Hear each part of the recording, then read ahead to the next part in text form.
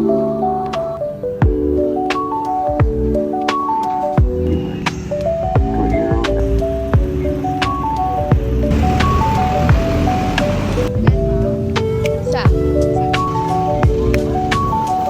Nag.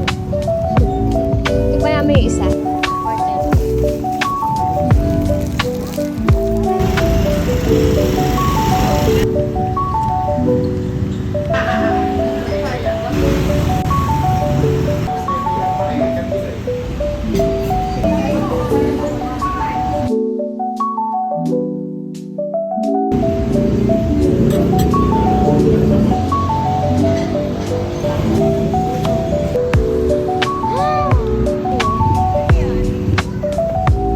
Ano lahat?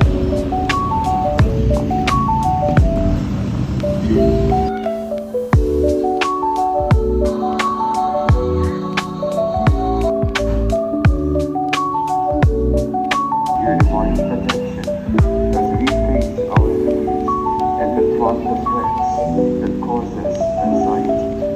After every invitation